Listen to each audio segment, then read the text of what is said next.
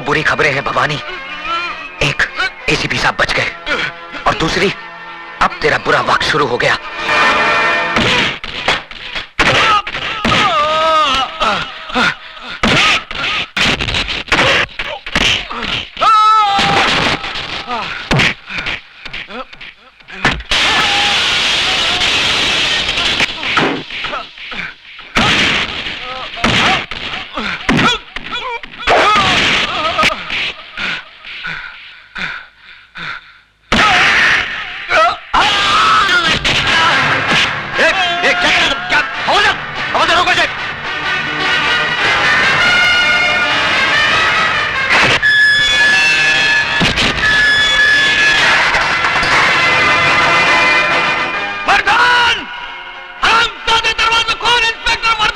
देखा, यही है वो हरामजादा जिसकी वजह से तुम्हारे साथ जिंदगी और मौत से अकेले जूझ रहे। आज वो इसके जुनून का शिकार हुए, कल तुम्हारी बारी हो सकती है, और यही होगा एक दिन, क्योंकि मुजरिम उस सांप की तरह होता है जो भूख लगने पर अपने बच्चे तक निगल लेता है। तुम लोग तो फिर भी गैर हो। पाप की उम्र बहुत लंबी होती है साहब, लेकिन पापी की उम्र बहुत छोटी। मैंने ज्यादा किताबें तो नहीं पढ़ी साहब, लेकिन जिंदगी ने इतना जरूर सिखा दिया है कि हराम की अय्याशी से इज्जत का फाका कहीं बेहतर है। इस वर्दी की आबरू और नीलाम मत करो साहब। आप इतने मोहताज नहीं कि ऐसी रोटी ना कमा सको जो ईमानदारी के आटे से बनी हो और सच्चाई की आंच पर पकी हो। कोशिश करके देखो, बहुत सुकून मिलेगा। तुम अपने आप को समझता क्या है मैं? हाँ, तुम वो भवानी का घर में घुस के उसका लोग को मारा, उसको घसीट के कुत्ता का माफिक पुलिस स्टेशन ले गया। हम मानता है कि वो बहुत हलकट आदमी, बहुत खराब आदमी, लेकिन तुमको ये सब लफड़े में पड़ने का क्या जरूरत है? अगर तुमको कुछ हो जाएगा तो? मिसेस डेविड, पहला बताओ कि तुम नाश्ता किस्ता किया कि नहीं?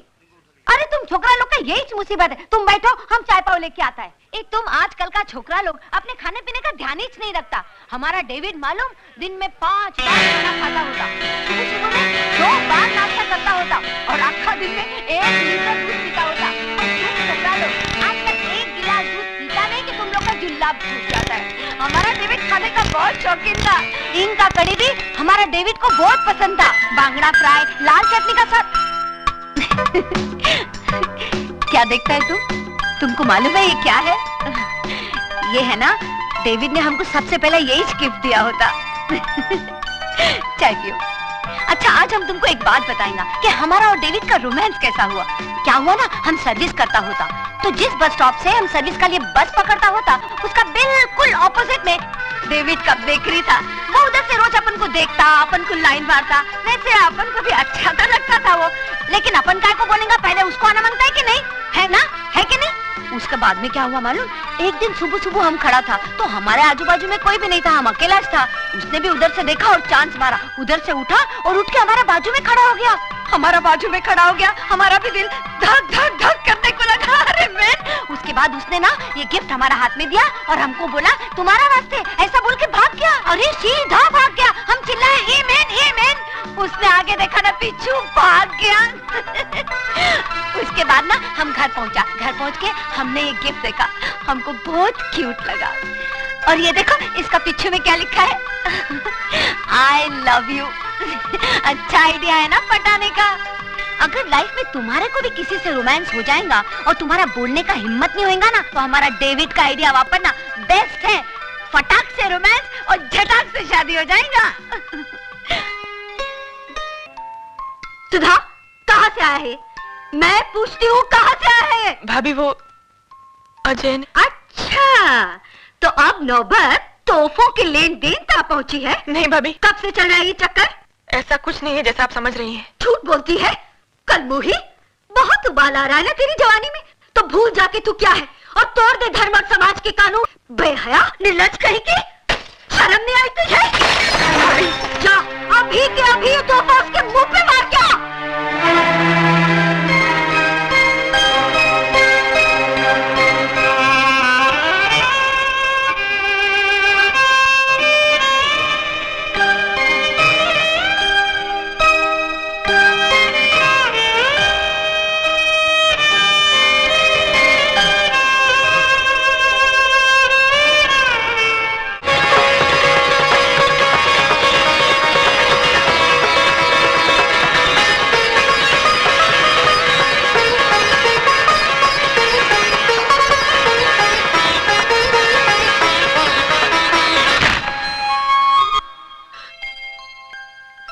मैं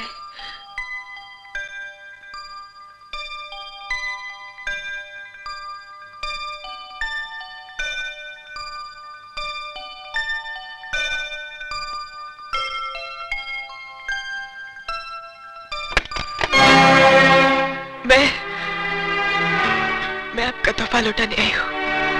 क्यों? क्या इतना हक है कि इस इनकार की वजह पूछ सकता हूँ?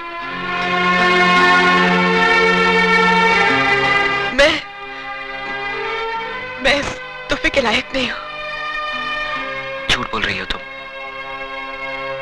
सच तो यह है कि तुमने मुझे कभी अपने प्यार के काबिल ही नहीं समझा। नहीं अजय बाबू, ऐसी बात नहीं है। यही बात है, वरना तुम मेरे प्यार को इस तरह ना ठुकराती। सुधा, मैं तुमसे वादा करता हूं सुधा कि जिंदगी की हर खुशी तुम्हारे कदमों पर लाकर रख दूंगा। तुम्हारी एक मुस्कुराहट की खातिर अपनी जान तक लुटा दूंगा। बस मुझे एक मौका दो सुधा। अजय बाबू, जो खुशी आप मेरी झोली में डालना चाहते हैं, मैं उसके काबिल नहीं हूं।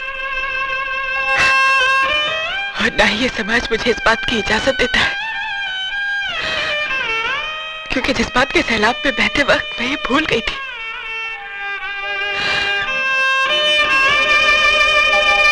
कि मैं एक विधवा हूं।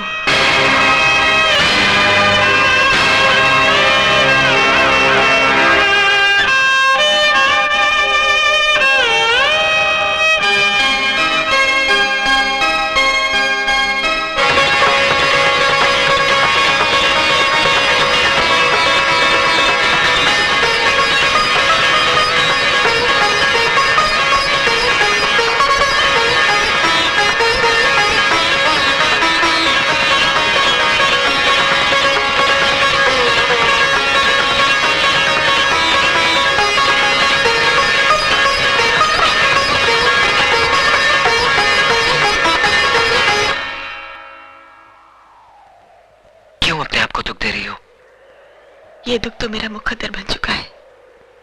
अगर तुम मेरा साथ दो तो मुकद्दर बदल भी सकता है। लाशों के मुकद्दर नहीं बदला करते अजय बाबू। तुम लाश नहीं हो सुधा, एक जीती जागती लड़की हो जिसके सीने में दिल भी है, जज्बात भी और अरमान भी। हाँ, और एक जिस्म भी है जिसके साथ तू खिलवाड़ करना चाहता है। आंखें किसे दिखा रहा है? किसे दिखा रहा है ये बड़ी बड़ी आंखें? आओ बस्ती वालों, देखो एक विधवा की अपने आशिक के साथ रचाई रासलीला देखो। क्यों मेरा तमाशा बना रही हो भाभी? तमाशा तो तू बना रही है कलमुही। अरे शर्म के गहने तो तूने बहुत पहले उतार दिए थे। इस शरीर पे जो 2-4 कपड़े बचे हैं ना, इन्हें भी उतार दे ताकि ये तेरी जवानी की ज्वाला को शांत कर सके। ये कैसा बात करता है मैन तुम? और ये किसका इज्जत उतारता है? ये तुम्हारा ननंद है, बेटी का माफी। अरे बेटी होती ना तो सबका गला घोट देती जन्म जली का। गॉड का वास्ते चुप हो जाओ तुम। अरे क्यों चुप हो जाऊं? मैं तो छाती ठोक कर कहूंगी ये सब तुम्हारा किया धरा है मिसेस डेविड। और रखो इस गुंडे माली को अपने घर में जो दूसरों की बहू बेटियों को बदकार बनाए। अरे तुम्हारा क्या है? तुम्हारा तो ना मियाँ है, ना बेटा, ना बेटी। तुम्हें तो सिर्फ पैसे से मतलब है, पैसे से। धंधा है ये तुम्हारा, धंधा। क्या बोला तुम? हम एक पेइंग गेस्ट क्या रख लिया, तुम उसको हमारा धंधा बोलता है? हाँ, और नहीं तो क्या। अच्छा तो थैंक्स बोलो, बोलो थैंक्स हमारा इस धंधा को। हाँ, थैंक्स बोलो हमारा इस पेइंग गेस्ट को जिसने तुम्हारा छोकरी का इज्जत बचाया, वरना आज किधर में मुंह दिखाने का लायक नहीं होता था। उस भेड़िए के मुंह से बचाया हमारा पेइंग गेस्ट ने। हाँ, भेड़िए के मुंह से बचाया और अब खुद मुंह मार रहा है इस पे। ये भगवान, ये सब सुनने से पहले मर के रहेंगी।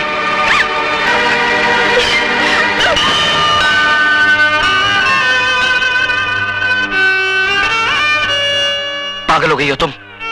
आत्महत्या करना बुज़दिली है और मैं दुनिया वालों को तुम्हें कायर कहने का मौका नहीं दूंगा।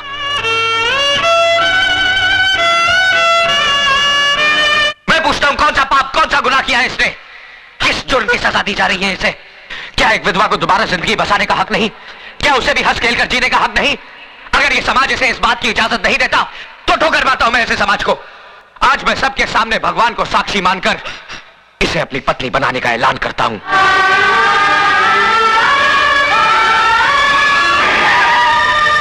एसीपी साहब, देखिए यहाँ पर क्या हो रहा है। जल्दी आइए और हमारी इज्जत को लुटने से बचाइए। एसीपी साहब देखिए,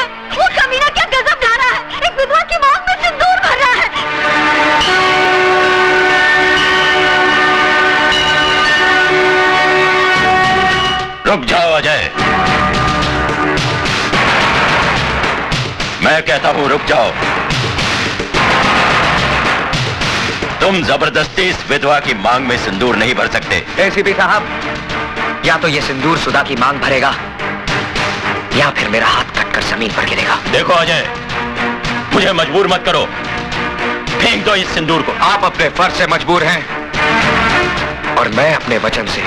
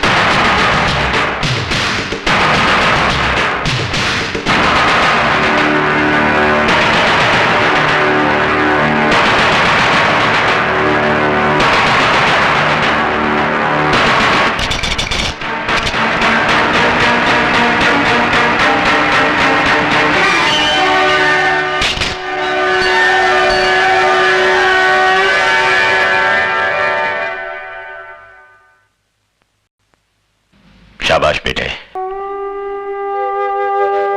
मैं तो तुम्हें आजमा रहा था। आज तुमने यकीन दिला दिया कि तुम्हारे हाथ दूसरों पर उंगलियां उठाने के लिए नहीं, बल्कि किसी की जिंदगी संवारने के लिए बड़े हैं। ये लोग क्या जाने कि एक विधवा को जीने का अधिकार देना कितना बड़ा पुण्य है। भाभी तो मां समान होती है और तुम ये फर्ज नहीं निभा सकी, लेकिन मैं इनका पिता बनकर इन दोनों को आशीर्वाद देता हूं। आज के बाद अगर किसी ने इन दोनों पर आंख उठाने की जरूरत की तो वो शिवचरण का सबसे बड़ा दुश्मन होगा। क्या है? सर, कमिश्नर साहब ने आपके लिए इंपॉर्टेंट फाइल भेजी। ठीक है, मैं उसे देख लूंगा, तुम जाओ। सदा सुखी रहो। Sir, thank you. God bless you.